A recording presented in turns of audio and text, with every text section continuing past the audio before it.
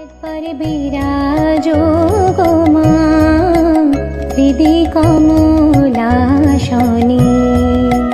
একবার বিরাজো গো মা হৃদि কমলাসনে তোমার ভুবন ভরা রূপটি একবার দেখে লই মান নয়নে তোমার ভুবন ভরা রূপটি একবার দেখে লই মান নয়নে কমলাসনে একবার বিরাজো গো মা হৃদि কমলাসনে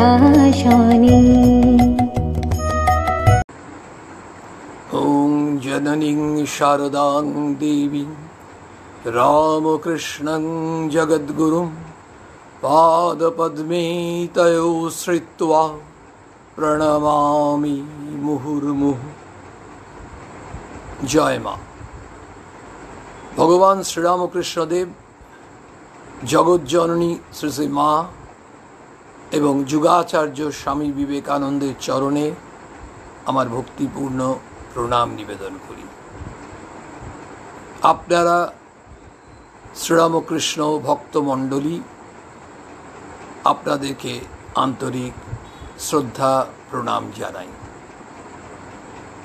আমরা মাতৃ অনুধ্যান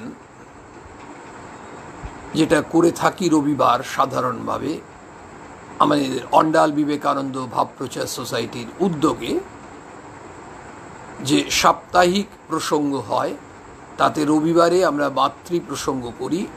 আপনারা যারা এই অনুষ্ঠানে সরাসরি লাইভে থাকেন তারা জানেন, যারা পরেও শোনেন, ইউটিউবে শোনেন, তারাও জানেন যে এইভাবেই অনুষ্ঠান সূচি চলে আসছে।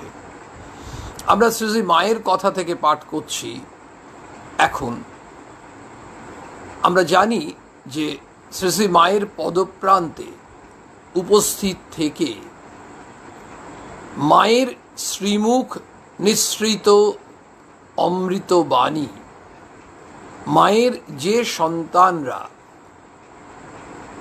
শ্রবণ করার সৌভাগ্য অর্জন করেছেন এবং যাদের জীবন ধন্য হয়ে গেছে, তাদের এক একজন ব্যক্তিগতভাবে মায়ের সঙ্গে কি কথোপকথন হয়েছে সেগুলো যা লিপিবদ্ধ করেছেন, সেগুলো থেকেই আমরা জানতে পারি আমাদের মা আমাদের জন্য কি উপদেশ দিচ্ছেন। কারণ মা তো আর অন্যভাবে বক্তৃতা দেননি। আমরা যেখানে আজকে মায়ের অন্যতম সন্তানের সঙ্গে তার কথোপকথনের যে অংশটা পাব, সেখানে দেখি মা কি বলছেন। মা বলছেন, মন না মত্ত হস্তি। মা শ্রী মা বলছেন, মা সারদা দেবী সেই সন্তানকে বলছেন, মন না মত্ত হস্তি, হাওয়ার সঙ্গে সঙ্গে ছোটে, তাই সৎ সৎ বিচার করে সব দেখতে হয় আর খুব খাটতে হয় ভগবানের জন্য। এই যে বলছেন মন না মত্ত হস্তি, হাওয়ার সঙ্গে সঙ্গে ছোটে। হাওয়া যেমন খুব দ্রুত ছোটে আমরা জানি, আমাদের মনও, মা বললেন যে মনও কিন্তু এত দ্রুত ছোটে, ধাবমান। আমরা নিজেরা দেখি না। আমাদের প্রত্যেকেরই মন তো আর দুটো নয়, মন তো আর 10টা নয়, মন তো একটাই। সেই একটা মনকে নিয়েই আমরা বাড়িতে থাকি, মন্দিরে যাই, পিকনিক করতে যাই, টুরিস্ট স্পটে যাই, অথবা গিয়ে যদি পর্বতে বা জঙ্গলে গিয়ে আমরা তপস্যা করি, সেই একই মন। কিন্তু মা বলছেন মন খুব চঞ্চল।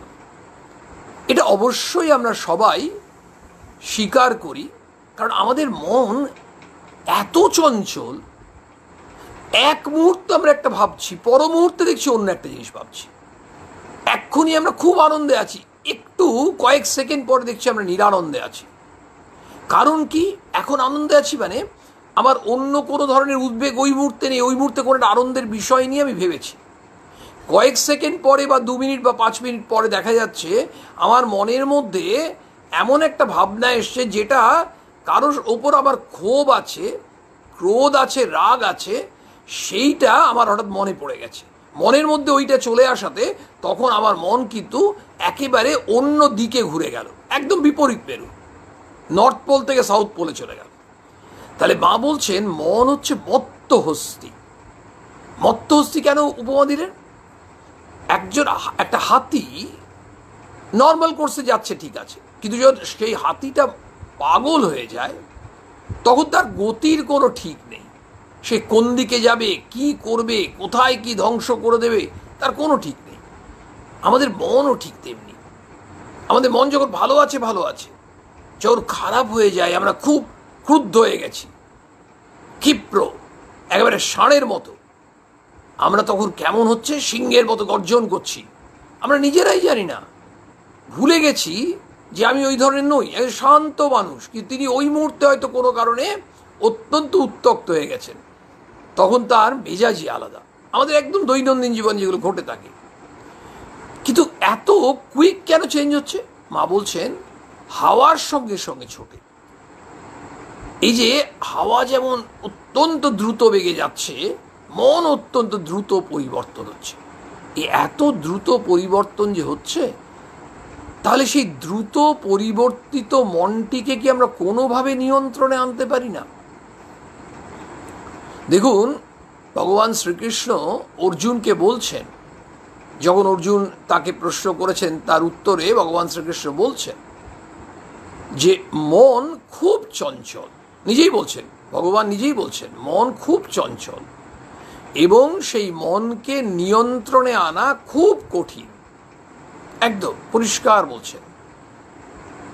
কিন্তু তারপরই বলছে, থেমে যাচ্ছেন না, ভগবান আরো কিছু কথা বলছেন। প্রথমে বললেন মন খুব চঞ্চল অর্জুন, এবং মনকে নিয়ন্ত্রণে আনা খুব কঠিন, দুঃসাধ্য কাজ, অত্যন্ত দুঃসাধ্য কাজ। নিয়ন্ত্রণে আনা, বাগে আনা বলে না, বাগে আনা। কিন্তু দুটো জিনিস যদি করা যায় তাহলে মনকে নিয়ন্ত্রণে আনা যায়।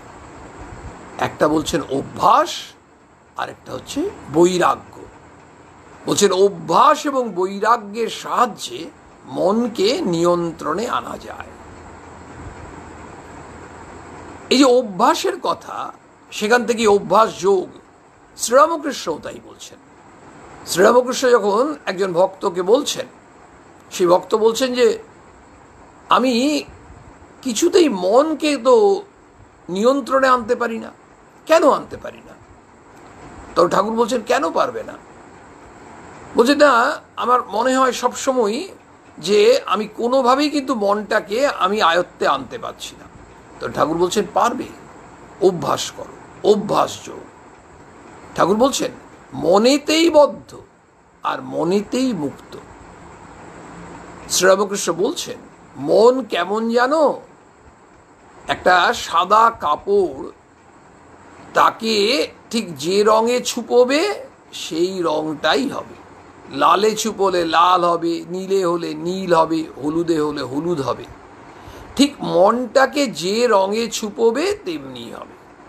সেই জন্য ঠাকুর বলছেন যে যদি তুমি সৎ সঙ্গে মেশো, যাদের সঙ্গে তোমার কথাবার্তা হবে ভালো কথা, সৎ কথা, পবিত্র কথা, ঈশ্বরীয় প্রসঙ্গ হচ্ছে, হরি কথা হচ্ছে, তখন দেখবে তোমার মন এক অত্যন্ত আনন্দে উচ্চ স্তরে থাকছে। আবার যদি তুমি খুব কুসঙ্গে মেশো, তাহলে সেখানের আলোচনার বিষয়বস্তু ইত্যাদি এমন হবে, সেখানে হয়তো ঈর্ষা, ঘৃণা, ক্রোধ এইসব চলে আসছে এবং আমার মন তখন সেই নর্দমায় পড়ে আছে। সেই জন্য বললেন তুমি মনটাকে যে রঙে ছুপোবে কাপড়টাকে, যেমন ঠিক তেমনি মনটা হয়ে যাবে। মনকে আয়ত্তে আনা যায়, ঠাকুরও বললেন অভ্যাস যোগ। আর স্বামীজি কি বলছেন? স্বামীজি বলছেন মন যত পবিত্র হয়, মনকে নিয়ন্ত্রণে আনা তত সহজ হয়। মন যত পবিত্র হবে সেই মন, মানে আমাদের প্রত্যেকেরই তো মন আছে, প্রত্যেকেরই একটা করে মন আছে, এবং সেই প্রতিটি মানুষের মনের ক্ষেত্রেই স্বামীজি এই প্রেসক্রিপশনটা দিচ্ছেন। বলছেন যার মন যত পবিত্র তার মন তত সহজে নিয়ন্ত্রণ করা যায়। তাহলে আমরা স্বামীজির কাছে কি জানতে চাইব? যে মন যে পবিত্র, আমরা প্রত্যেকেই তো ভাববো আমার মন পবিত্র। আমার মন পবিত্র না অপবিত্র বুঝবো কি করে? মানে what are the impurities in our mind? আমার মাইন্ড যদি পিওর না হয় তাহলে ইম্পিওর। তাহলে হোয়াট আর দ্য ইম্পিউরিটিজ?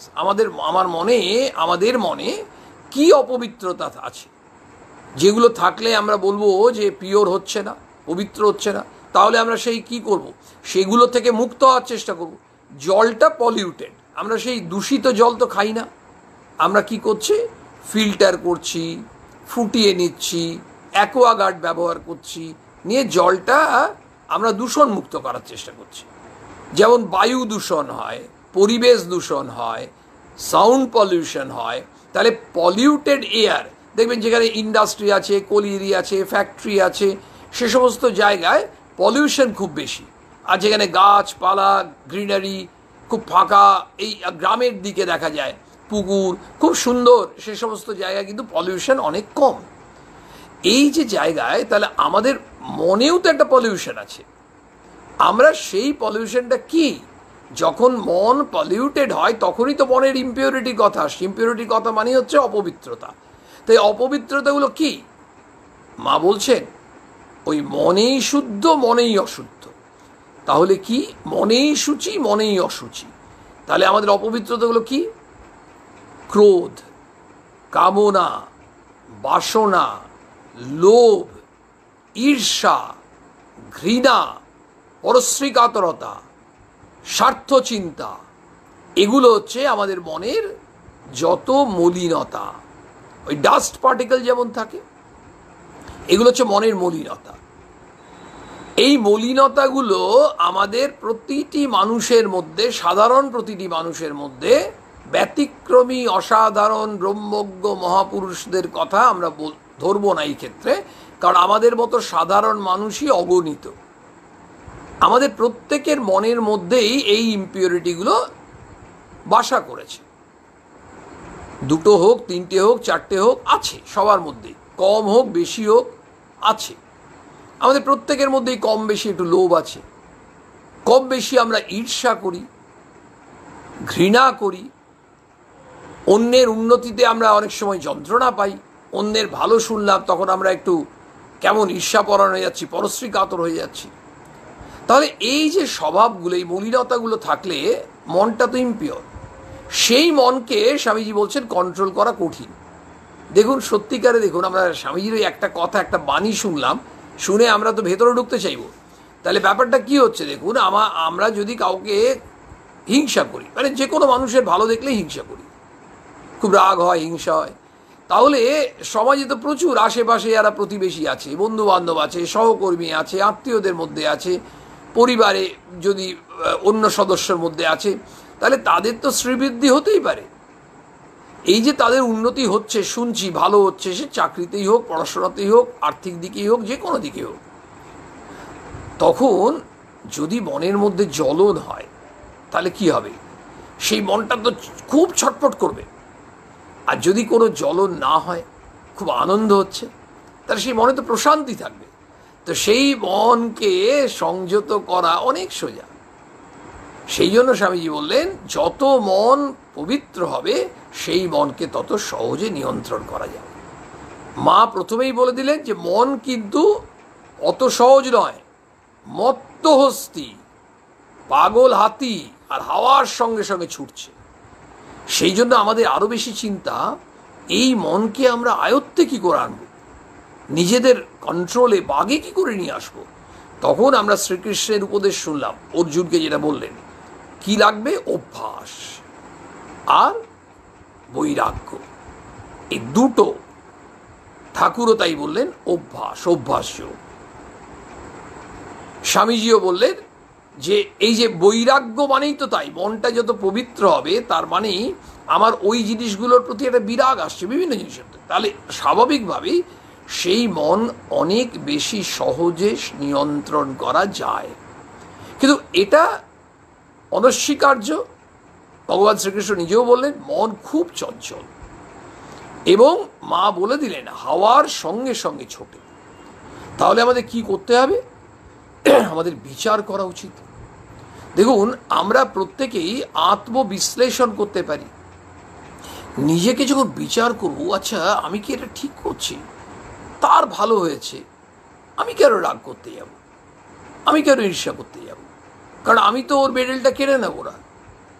ঘটনা হচ্ছে এই যে আমাদের কত গর্ব হচ্ছে ভারত সোনা জিতেছে, তখন আমরা গর্ব করছি কেন? আমরা ভারতবাসী।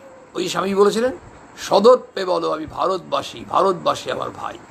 তখন কি আমরা দেখতে যাচ্ছি যে সে কোন রাজ্যে? নিশ্চয়ই না। আমরা শুধু একটাই গর্ব করছি, আমাদের ভারতের ছেলে, ভারতবাসী। তাহলে এই যে জায়গা, এখানে কিন্তু কোনো ঈর্ষা আসছে না। কিন্তু যখনই আমার পাড়ার একজন কেউ হচ্ছে, আমার পাশের বাড়িতে থাকে তার কেউ হচ্ছে, আমার ক্লাসে পড়ে তার সঙ্গে হচ্ছে, তখন আমরা এই ধরনের ঈর্ষাপরায়ণ হয়ে যাচ্ছি। সেই জন্য মা কি বলছেন? বলছেন সৎ সৎ বিচার করে সব দেখতে হয়। তুমি বিচার করো যে তোমার ঠিক হচ্ছে কি। আর খুব খাটতে হয়, খুব খাটতে হয়। কিসের জন্য? ভগবানের জন্য। এটা শ্রীমা বারবার বলছেন, ভগবানকে যখন তুমি এই ঈশ্বর চিন্তা করবে, ওই এমন নয়, এটা এখানেও দেখুন অভ্যাস। এই ভগবানের ঈশ্বরের স্মরণ মনন করা, এটা তো ঠাকুর বলছেন তুমি অভ্যাস করো। অভ্যাস করতে করতে কি হবে? ঠাকুর বলছেন শেষের দিনও তাকে মনে পড়বে। মানে যে অভ্যাস করে যাচ্ছে ভগবানের নাম করা, ঈশ্বর চিন্তা করা, তার কিন্তু এটা হবেই, কারণ তাকে তো নতুন করে আলাদা করে করতে হচ্ছে না। সেই জন্য ঠাকুর বলছেন অভ্যাস্য।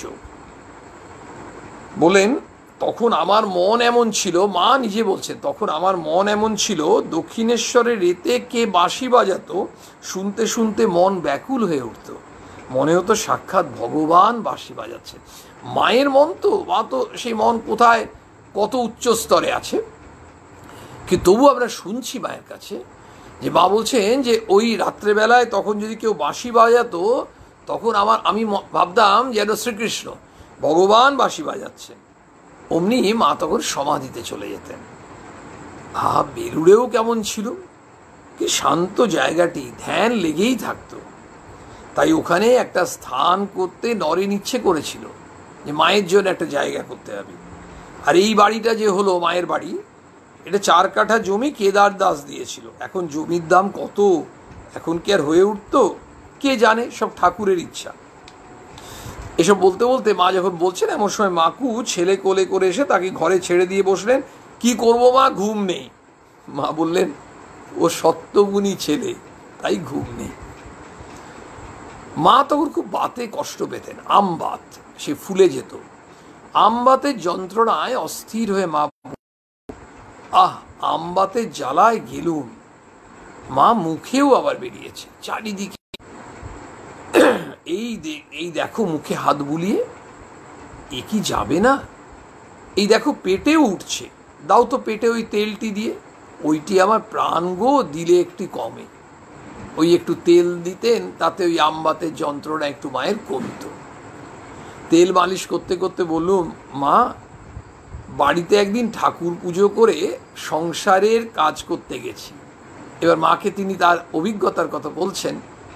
আমাদের অভিজ্ঞতাটা শুনলে দেখি আমাদের অনুভূতি কি হয়। কিছু পরে ঠাকুর ঘরে এসে দেখি ঠাকুরের ছবি বিন্দু বিন্দু ঘেমেছে। ঠাকুরের ছবি রাখা আছে। ঠাকুরের ছবি আমরা যে ভাবি, আসলে আমরা তো ছবিই বলি, মায়ের ছবি, ঠাকুরের ছবি। যেমন আমরা জানি শশী মহারাজ ঠাকুরের ছবি ভাবতেন না, তিনি সবসময়ই ভাবতেন ঠাকুর জীবন্ত, ঠাকুরই বসে আছেন। ওই খাটে ঠাকুরের ছবি রেখেছেন না, ঠাকুরই বসে আছেন। এইভাবে তিনি বিভিন্ন দিন ঠাকুরকে একেবারে জীবন্ত হলে যা করতেন তাই ঠাকুরের শরীর যাওয়ার পরও করার চেষ্টা করেছেন, কারণ সেটা তিনি অনুভব করতেন। তো সেই ছবি, আমরা তো সাধারণ মানুষ ছবি বলি, তিনিও বলছেন ঠাকুরঘরে এসে দেখি ঠাকুরের ছবি বিন্দু বিন্দু ঘেমেছে, জানলা খোলা ছিল, ছবিতে রোদ লাগছিল, কিন্তু আমি ভাবলাম যে পুজো করবার সময় হয়তো জল লেগেছিল, বেশ করে মুছে রেখে গেল। এবার এক্সপেরিমেন্ট করছেন তিনি যে হয়তো জল লেগেছে, সেই জন্য হয়তো ওই ঘাম ঘাম মনে হচ্ছে। রোদে ঘেমেছে কিনা বুঝবার জন্য কিছু পরে আবার এলাম, এবারও এসে দেখি ঠাকুর ঘেমে রয়েছেন। তখন জানলাটা বন্ধ করে দিলাম। মা সেটা শুনে কি বলছেন আমরা শুনি। মা বলছেন, হ্যাঁ মা, তা অমন দেখা যায়।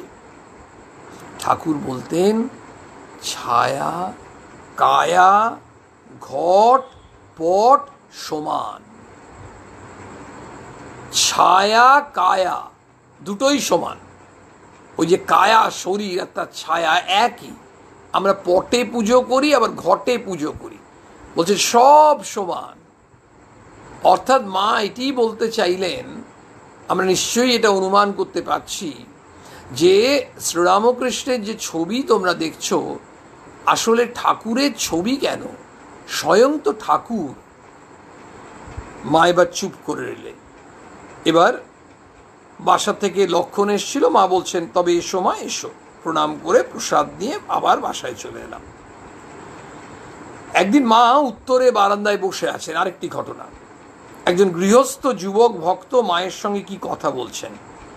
তিনি মায়ের পায়ে মাথা রেখে বলছেন, মা, আমি সংসারে অনেক দাগা পেয়েছি, তুমি আমার গুরু, তুমি আমার ইষ্ট, আমি আর কিছু জানি না।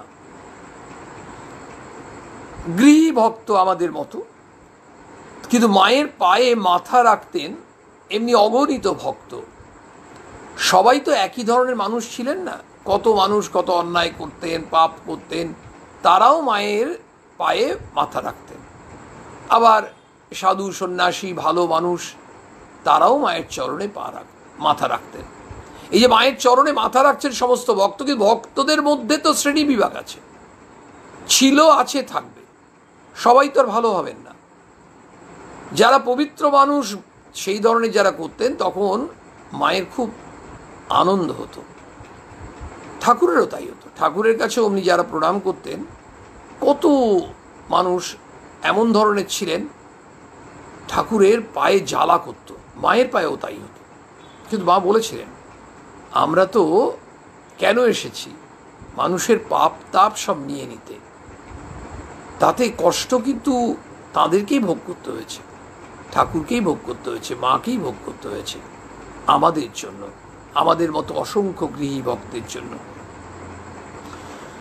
সত্যই আমি এত সব অন্যায় কাজ করেছি, ভক্ত বলছেন, যে লজ্জায় তোমার কাছেও বলতে পারি না, তবু তোমার দয়াতেই আমি আছি।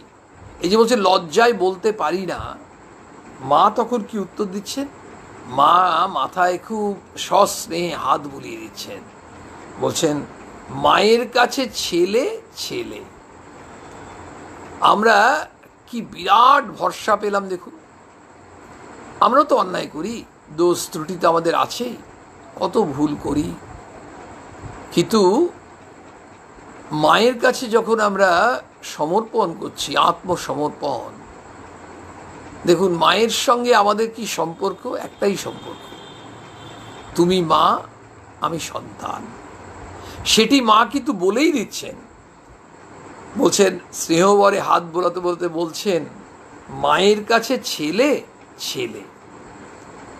তখন বলছে, হ্যাঁ মা, কিন্তু এত দয়া তোমার কাছে পেয়েছি বলে যেন কখনো মনে না আসে যে তোমার দয়া পাওয়া বড় সুলভ। এইটা তুমি এমন করো যেন আমি এই ধরনের কোনো ভাবনা আমার মনের মধ্যে কাজ না করে যে তোমার দয়া পেয়েছি, কারণ তোমার দয়া পাওয়া তো খুব সহজ, সহজলভ্য নয়। আমার পরম সৌভাগ্য যে আমি তোমার কৃপা পেয়েছি, করুণা পেয়েছি। রাত প্রায় 8:30। আরেকদিন হচ্ছে, মায়ের তক্তপোষের পাশে নিচে মাদুরে পাতা আছে, মা শোবার জন্য একটু এবার রেডি হচ্ছেন। আমি যেতেই বলেন, এসো এসো, আমার কাছে এসে বসো, একে একটু মিষ্টি দিয়ে জল খেতে দাও তো সরলা, সারাদিন খেটে আবার এই ছুটে আসছে। আমি জল খেতে যখন আপত্তি করলাম, মা কিন্তু সেটা শুনলেন না, বলেন দেহের প্রতি একটু নজর রাখতে হয়। মা সুমতি 3 ছেলের মা হয়েই যেন বুড়ি হয়ে গেছে। মা তার আমবাতের কথা তুলে বললেন, এ কি হলো মা? লোকের হয় যায়, আমার যেটি হবে সেটি আর যেতে চায় না। অন্যদের তো একটা কষ্ট হচ্ছে, আবার চলে যাচ্ছে। কারণ ওই যে ঠাকুর বলছেন না, এই মুক্তির কথা বলতে গিয়ে বলছেন, এই যে আমরা সব সাধারণ মানুষ, আমরা কিন্তু মুক্তি পেয়ে যাব, সে যে জন্মেই হোক মুক্তি পেয়ে যাব। ঠাকুর বলছেন আমার মুক্তি নেই, কারণ আমাকে আবার আসতে হবে, ভগবানকে আবার অবতীর্ণ হতে হবে। কখন অবতীর্ণ হতে হয়? যখনই অধর্ম মাথা চাড়া দিয়ে ওঠে, ধর্মের গ্লানি হয়। তো আমরা সাধারণ মানুষ কত অধর্ম করছি বলুন, তার মানে কি হচ্ছে? ধর্মের গ্লানি হচ্ছে। ধর্মের যখন গ্লানি হচ্ছে তখন আমরা শুনেছি যে ভগবানকে অবতীর্ণ হতে হয়, তখনই অবতার আসেন। এই যে যুগে যুগে অবতার আসেন, সেজন্য ঠাকুর বলছেন যে আমার মুক্তি নেই। আমরা সাধারণ মানুষ সবাই মুক্তি পেয়ে যাব, কোনো জন্মে, এই জন্মে হোক, পরের জন্মে হোক, তারপরের জন্মে হোক। কারণ আমাদের উদ্দেশ্যটা, আমরা সাধারণ মানুষ, আর তাকে আসতে হবে জীবকে উদ্ধার করতে, জীবের কল্যাণে। শ্রীকৃষ্ণ এসছেন, রামচন্দ্র এসছেন, শ্রীরামকৃষ্ণ এসছেন, চৈতন্য মহাপ্রভু এসছেন, এই যে যুগে যুগে অবতার অবতীর্ণ হয়েছেন। তখন মা বলছেন যে তার আমবাতের কথা তুলে বলছেন যে এ কি হলো মা, লোকের হয় যায়, আমার যেটি হবে সেটি আর যেতে চায় না। ঠাকুর যে বলতেন যত লোকে রোগ শোক দুঃখ তাপ নিয়ে কত কি করে এসে ছোঁয়, সেই সব এই দেহে আশ্রয় করে, তা ঠিক মা, আমারও বোধহয় তাই হবে। ওই যে ঠাকুর যেটা বলতেন, ঠাকুরেরও তাই হচ্ছে, মায়েরও তাই হচ্ছে। কত মানুষ কত কষ্ট করছে, দুঃখ, তারপরে অন্যায় করছে, ভুল করছে, সব নিয়ে এসে তারপরে মায়ের চরণ স্পর্শ করছে, ঠাকুরের চরণ স্পর্শ করছে। সেগুলো কি করছেন? ঠাকুর নিয়ে নিচ্ছেন, মা গ্রহণ করে নিচ্ছেন, তাই তাদেরকে এত কষ্ট ভোগ করতে হয়। ঠাকুরের তখন অসুখ, এসব ভক্তেরা দক্ষিণেশ্বরে মায়ের মানে কালী মায়ের জন্য পুজো দেবে বলে জিনিসপত্র এনেছিল। কয়েকজন ভক্ত কি করেছে, দক্ষিণেশ্বরে এসছে, মা ভবতারিণীকে পুজো দেবে বলে কিছু জিনিসপত্র নিয়ে এসছেন। এসে দেখছেন যে ঠাকুর ওখানে নেই। তখন ঠাকুর কাশীপুরে চলে গেছেন। ঠাকুর কাশীপুরে জেনে সেই সবগুলো ঠাকুরের কাছেই ভোগ লাগিয়ে প্রসাদ পেলেন। কিন্তু নিয়ে এসছিল ওই ভক্তরা, এনেছিলেন কার জন্য? মা ভবতারিণীর কাছে নিবেদন করবেন। ঠাকুর তখন বলতে লাগলেন, দেখছো কি অন্যায় করলে, জগদম্বার জন্য এনে এখানেই সব দিয়ে দিলে। এই যে আসলে কাশীপুরে এই ঘটনাটা হয়েছিল, ওই কিছু মিষ্টি, তারপর খাবার দাবার, ফল ইত্যাদি সব নিয়ে এসে তারপর সেগুলো এসে ঠাকুরের কাছেই নিবেদন করে দিয়েছিলেন। আমি তো ভয়ে মরি, ভাবি এই অসুখ কি জানি কি হবে, একই বাপু কেন ওরা এমন করলে? মানে তাদের তো উচিত ছিল মা ভবতারিণীর জন্য মা ভবতারিণী ওখানে দেওয়া। ঠাকুর তখন বারবার তাই বলতে লাগলেন। কিন্তু পরে যখন রাত অনেক হয়েছে তখন আমাকে দেখো, এরপর ঘর ঘর আমার পূজা হবে, পরে দেখবে একেই সবাই মানবে, তুমি কোনো চিন্তা করো না। সেই দিনই আমার বলতে শুনলুম। আসুন আরেকবার শুনি, আরো কয়েকবার শুনলেও বোধ হয় আমাদের মনে হবে অতৃপ্তি থেকে গেল, কিন্তু হয়তো অনেকবার বলা যাবে না, আরেকবার শুনি। ঠাকুর যখন বললেন অনেক রাত্রি হয়ে গেছে, পরে যখন অনেক রাত হয়েছে তখন আমাকে বললেন, মাকে ঠাকুর কি বলছেন, দেখো এরপর ঘর ঘর আমার পূজা হবে, এরপর ঘর ঘর আমার পূজা হবে। ঠাকুর আমার কথা বলতেন? প্রায় একদমই বলতেন না, কচিত কদাচিৎ ঠাকুর আমার কথাটা বলেছেন, আমার কথাটা ব্যবহারই করতেন না। সেদিন শ্রী মাকে বলছেন, দেখো এরপর ঘর ঘর, প্রতি ঘরে ঘরে আমার পূজা হবে। শ্রীরামকৃষ্ণ যখন বলেছিলেন, তাহলে দেখুন প্রায় 1886, আজকে কত বছর হয়ে গেল আপনারা বুঝতে পারছেন, 2021। যত দিন যাচ্ছে সারা বিশ্ব জুড়ে, সারা পৃথিবী জুড়ে শ্রীরামকৃষ্ণ ভক্ত, এবং ভক্ত ক্রমশ ক্রমশ এত ভক্ত বাড়ছে, যেটা স্বামীজি বলেছিলেন তার শিষ্যকে। সত্যদ্রষ্টা ঋষির কথা তো মিথ্যে হবে না। তিনি কি বলেছিলেন? যখন তার শিষ্য শরৎচন্দ্র চক্রবর্তী স্বামীজিকে জিজ্ঞেস করেছিলেন, এত খাটলেন, এত কিছু করলেন, তার লাভ কি হলো, ফল কি হলো?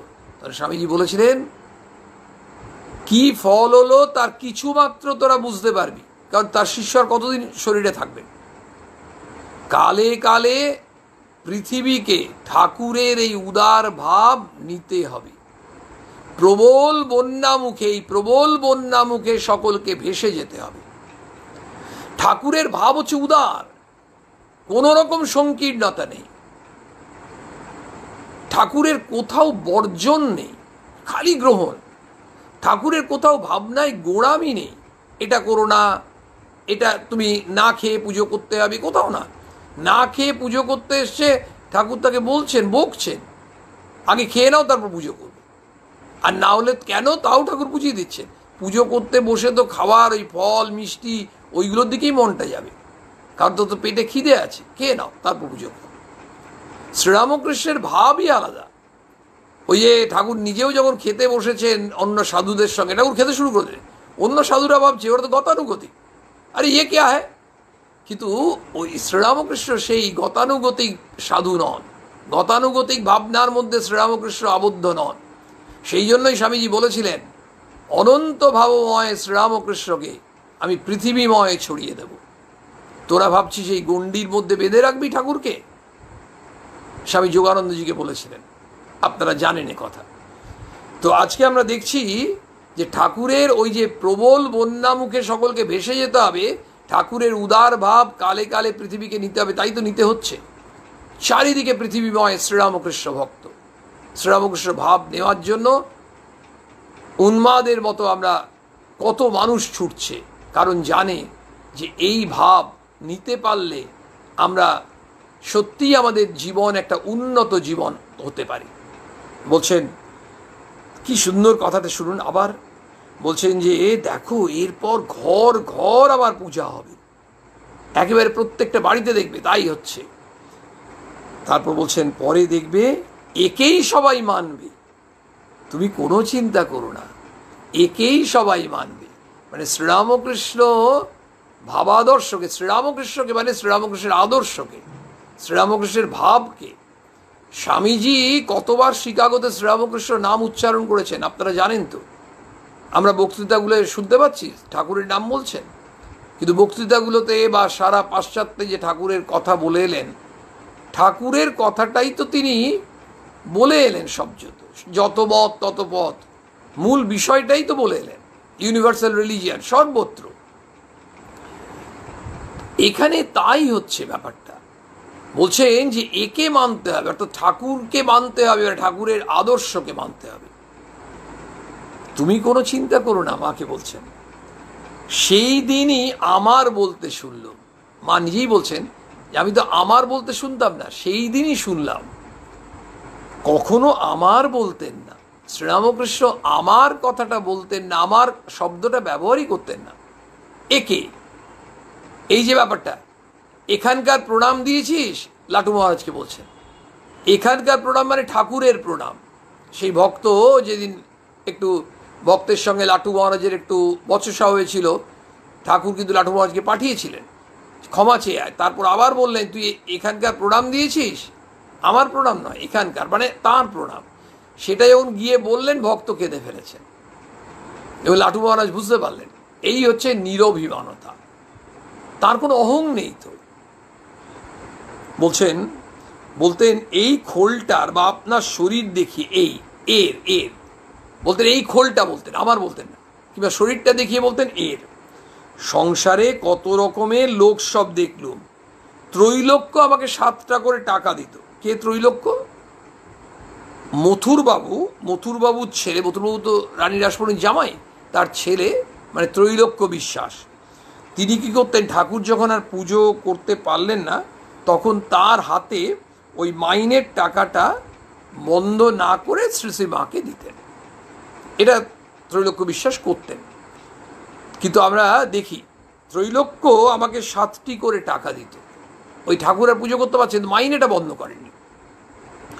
ঠাকুর দেহ রাখার পর দক্ষিণেশ্বরে দিনু, খাজাঞ্চি আর অন্য সকলে লেগে ওই টাকাটা বন্ধ করলেন। কি মানসিকতা, কি মনস্কতা চিন্তা করুন। ঠাকুরের শরীর গেল, ওই 7টি টাকা যেটি মাকে দেওয়ার সিস্টেম ছিল সেখানে পেছনে লাগলেন। কারা পেছনে লাগলেন? খাজাঞ্চি আর কিছু মানুষ, তারা মিলে পেছনে লাগলেন, লেগে ওই টাকাটা বন্ধ করে দিলেন যাতে শ্রীশ্রীমা টাকা না পান। কি কষ্ট সহ্য করতে হয়েছে। আত্মীয় যারা ছিল তারাও মানুষ বুদ্ধি করলে ও তাদের সঙ্গে যোগ দিলে। তারাও শ্রী মাকে তো দেবী ভাবেননি, আত্মীয়রা তারা ভেবেছে মানুষ তো, সারদা, মা সারদা মানে আমার দিদি বা ইত্যাদি মানবী। শ্রীমা যে জগৎ মাতা, জগৎ জননী, তারা কি করে চিনবে? তারা তো চেনেন না। তারা আত্মীয়রা পর্যন্ত মানুষ বুদ্ধি করলে, দিয়ে তাদের সঙ্গে যোগ দিলে আরো বেশি করে, হ্যাঁ টাকা বন্ধ করে দাও। কি কষ্টকর, কি কষ্টকর। স্বামীজির জীবনে দেখুন, স্বামীজির বাবা বিশ্বনাথ দত্ত অত বড় দাতা বিশ্বনাথ নামে পরিচিত ছিলেন। তার কাছেই সাহায্য নিয়ে কত আত্মীয়রা কত সুযোগ সুবিধা নিয়ে বড় হয়েছে। তার যখন শরীর গেল, ওই মানুষরাই তাদেরকে কতটা ফ্যাসাদে ফেলে দেওয়া যায়, পুরো পরিবারকে কেমনভাবে কি বিপাকে ফেলে দিলেন। যারা তাদের কাছ থেকে সাহায্য পেয়ে বড় হলেন তারাই এই আচরণ দেখালেন। আমাদের ভাবার দরকার নেই। আমরা ভাবি যে আমাদের বর্তমান যুগে মানুষরা তো হীন মনের, তা নয়। চিরকালই আছে, যুগে যুগে আছে, যুগে যুগেই ভালো মানুষ আছে, আবার যুগে যুগেই নীচ মনের মানুষও আছে। আবার এটাও সত্য যে একই মানুষ, তার মনে কখনো উচ্চ ভাবনা, ওই যে মন মত্ত হস্তি বা প্রথমেই বললেন, আবার ওই মানুষটির মনেই কখনো অত্যন্ত নীচ জঘন্য ভাবনা থাকে। এমন নয় যে কোনো একটি মানুষের মনে কখনোই সদ্ভাবনা উদিত হয় না। একজন অপরাধী, খুনি, ডাকাত, দস্যু, সেও যখন তার সন্তানকে চুম্বন করছে, ভালোবাসছে, আদর করছে, তখন তার মন এক অন্য জগতে। আবার অন্য একজনের সন্তানকে সেই মানুষটাই খুন করে আসছে। দেখুন, অপোজিট পোলারিটি, একটা মানুষের মন কেমন হয়ে যায়। তো বলছেন আত্মীয় যারা ছিল তারাও মানুষ বুদ্ধি করলেও তাদের সঙ্গে যোগ দিলে। নরেনও কত বলেছিল, মায়ের ও টাকাটা বন্ধ করো না। নরেন খুব করে উন্নয় বিনয় করেছিল, মায়ের ওইটুকু টাকা বন্ধ করো না। এ প্রসঙ্গে সেই আমাদের যখন রামকৃষ্ণ মিশন প্রতিষ্ঠা হলো 1897 সালে, আমরা জানি, তারপর যখন স্বামী মিটিং করেছিলেন, তো সেখানেও দেখেছিলেন যে বললেন যে শ্রী মাকে তো কিছু টাকা দিতে হবে। মা তখন সবাই ওই 2 টাকা 3 টাকা, মানে 5 টাকার মধ্যে, তার বেশি উঠছে না। মানে মায়ের আর কি লাগবে। স্বামী তো গর্জে উঠেছিলেন এবং একটা অ্যামাউন্ট ডিক্লেয়ার করেছিলেন, আপনারা জানেন সেটা। আমরা আবার এই প্রসঙ্গে থাকি। বলছেন মায়ের ও টাকাটা বন্ধ করো না। নরেন খুব কাঁদতে কাঁদতে বলেছিলেন, তবু করলে। তা দেখো, ঠাকুরের ইচ্ছায় অমন কত 7 গন্ডা এলো গেল। ওই যে 7 টাকা, ওই ঠাকুরের ইচ্ছায় আপনি কত 7 গন্ডা এলো চলে গেল। দিনু বিনু সব কে কোথায় গেছে। আমার তো এই পর্যন্ত কোনো কষ্টই হয়নি। দিনু খাজাঞ্চি পেছনে লাগলো না আরো কিছু মানুষ আমাকে অসুবিধায় ফেলার জন্য চেষ্টা করলো। ঠাকুরের কৃপায় আমার তো কোনো অসুবিধা হয়নি, কোনো কষ্ট হয়নি। তাই আমরা সাধারণ মানুষ, আমাদেরও যখন কেউ শত্রুতা করে, কেউ পেছনে লাগার চেষ্টা করে, এইসব তো লেগ পুলিং আছেই। আমরা জানবো আমরা তো ঠাকুরকে ধরে আছি, মাকে ধরে আছি। যদি সত্যিই ধরে থাকতে পারি আমাদের তো কোনো কষ্ট নেই, তারাই তো আমাদের দেখছেন, রক্ষা করছেন, আমাদের দুশ্চিন্তা অনেক কমে যায়। কেনই বা হবে? ঠাকুর আমাকে বলেছিলেন, আমার চিন্তা যে করে সে কখনো খাওয়ার কষ্ট পায় না। এটা আমাদের খুব প্রয়োজন। তাহলে আবার বলি, আমরা তো বেসিক্যালি আমাদের স্বার্থটাও একটু দেখি। বলছেন, মা বলছেন, ঠাকুর আমাকে বলেছিলেন, শ্রী মাকে ঠাকুর বলেছেন, আমার চিন্তা যে করে, ঠাকুরের স্মরণ মনন যে করে, ভগবানের স্মরণ মনন যে করে, ভগবানের নাম করে, আমার চিন্তা যে করে সে কখনো খাওয়ার কষ্ট পায় না, তার কোনোদিন খাবার কষ্ট হবে না, কোনো কষ্ট হবে না। এই যে অর্থাৎ মানে অভাবী হয়ে না খেয়ে থাকতে হবে, এটা হবে না। ঠাকুর এটা এনশিওর করে দিয়েছেন, নিশ্চিত করে দিয়েছেন। বলছেন, আমার চিন্তা যে করে। আমরা ঠাকুরের চিন্তা করি তো? আমরা তো দুশ্চিন্তা করি, যত পারি দুশ্চিন্তা করি, দুশ্চিন্তা করি, কুচিন্তাও করি। কিন্তু আমরা যদি সত্যি ভগবত চিন্তা করি, আমরা শ্রীরামকৃষ্ণকে মনে মনে ভাবি, ঠাকুর মাকে যত পারি স্মরণ করছি, চিন্তন করছি, প্রার্থনা করছি, বলছেন যে করে যে সে কখনো খাওয়ার কষ্ট পায় না। সুতরাং আমরা তার স্মরণ মনন শুধু এই জন্য নয়, আমাদের সকলের কল্যাণের জন্যই আমরা ভগবানের স্মরণ মনন করার সেই অভ্যাস আর বৈরাগ্য।